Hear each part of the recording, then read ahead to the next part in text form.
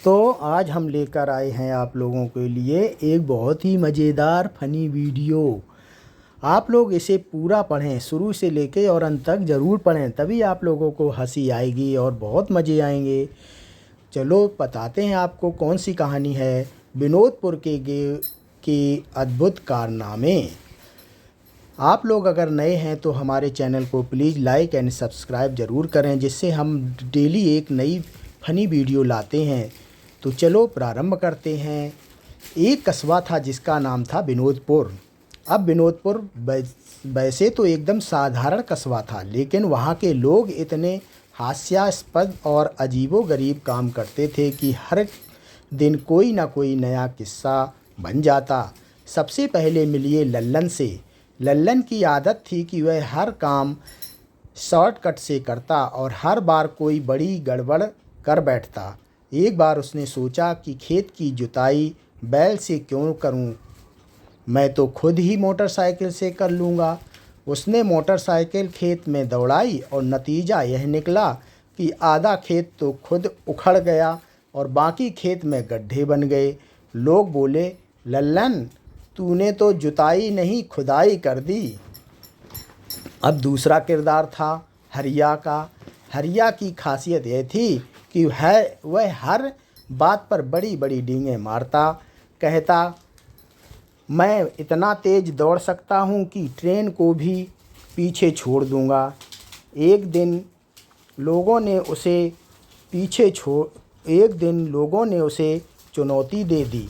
उसने सच में ट्रेन पकड़ने की कोशिश की, लेकिन जैसे ही पटरियों पर चढ़ा तो चप्पल फंस गई। अब गांव के सब लोग उसे खींच खींच कर बचा रहे थे और वह चिल्ला रहा था, मैं जीत गया। ट्रेन रुक गई, जबकि असल में स्टेशन पर लाल बत्ती हो गई थी। तीसरा किरदार था कल्लू मिस्त्री। कल्लू की आदत थी कि जो चीज़ ठीक करने जाता वही और बिगाड़ देता। एक बार किसी ने उसे पंखा ठीक करने को कहा। उसने पंखे की जगह बल्ब खोलकर उसमें स्क्रू घुमा दिया और पंखे की जगह बल्ब घूमने लगा। पूरा घर डिस्को बन गया। अब कस्बे की सबसे मज़ेदार खासियत थी फुलकुमरिया। यह औरत दिन भर मोहल्ले में बैठकर चुगली करती और हर छोटी बड़ी बात में मसाला डाल देती। एक दिन किसी ने उससे पूछा, आज दोपहर क्या बना? तो उसने कहा, आज तो मैंने इतनी स्वादिष्ट खिचड़ी बनाई कि आसमान से परिंदे भी खाने उतर आए। लोग बोले, परिंदे तो ऊपर ही उड़ रहे हैं। तो वह बोली, अरे वो तो खाकर फिर उड़ गए। और कस्बे के बच्चे भी पीछे नहीं रहते। पिंटू और चिंटू नाम के दो शरारती लड़के थे। उनकी शरारतें इतनी गजब थी कि पूरी गली परेशान रहती। एक बार उन्होंने पूरे गांव की खिड़कियों में गुब्बारे फोड़ दिए और रात को लोग उठकर सोचने लगे कि भूत आ गए। फिर उन्होंने मोहल्ले के सभी जूते अदला बदली कर दिए। सुबह लोग मंदिर गए तो एक के पैर में दूसरे का जूता, दूसरा लंगड़ाता हुआ चल रहा था और वो सब हंसते हंसते बेहाल हो गए। अब कस्बे के पंडित जी का हाल भी सुन लो। पंडित जी इतने भुलक्कड़ थे कि पूजा करते करते मंत्रों में गाने मिला देते। एक दिन शादी में मंत्र पढ़ते पढ़ते अचानक गा बैठे, कहो ना कहो।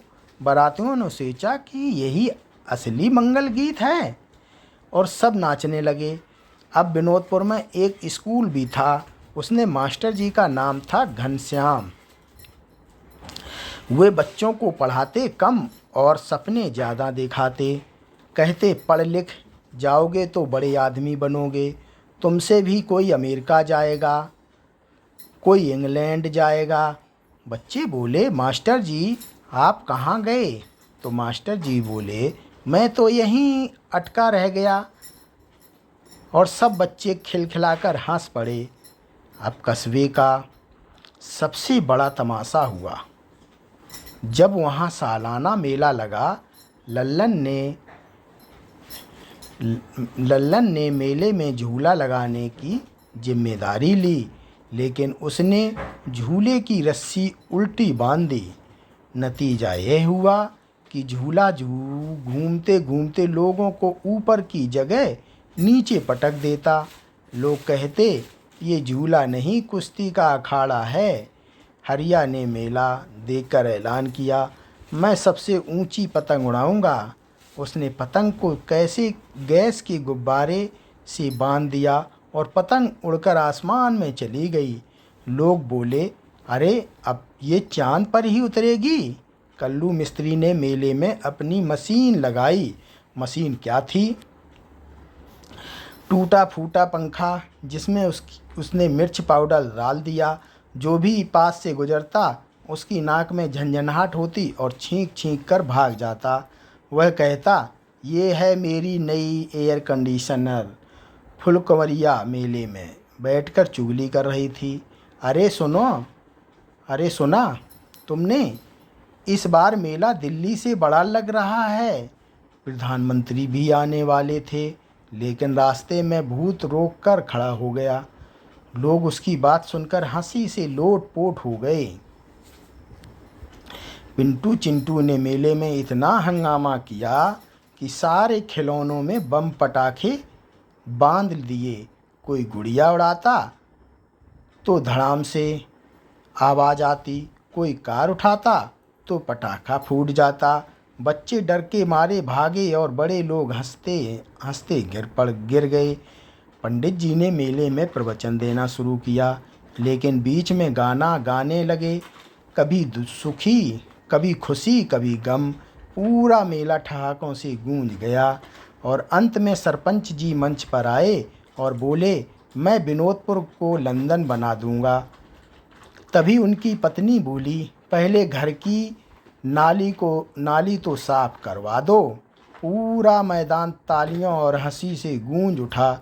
अब यही था विनोदपुर का हाल, जहां लोग गड़बड़ करते थे, हंसते थे और ज़िंदगी को मज़ेदार बना लेते थे।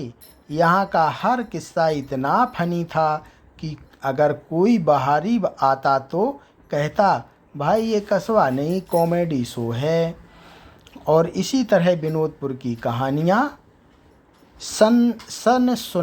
सुनकर लोग दूर दूर से आते, हंसते और फिर अपने अपने घर लौटते हुए यही कहते, काश हमारी ज़िंदगी में भी ऐसा मज़ेदार विनोदपुर होता। दोस्तों, ये फनी वीडियो यहीं पर समाप्त होती है। अगर आप लोगों को अच्छी लगी हो तो प्लीज़ लाइक एंड सब्सक्राइब ज़रूर करें और हमारे को कमेंट करके बताएं कि आपको ये कैसी लगी। धन्यवाद।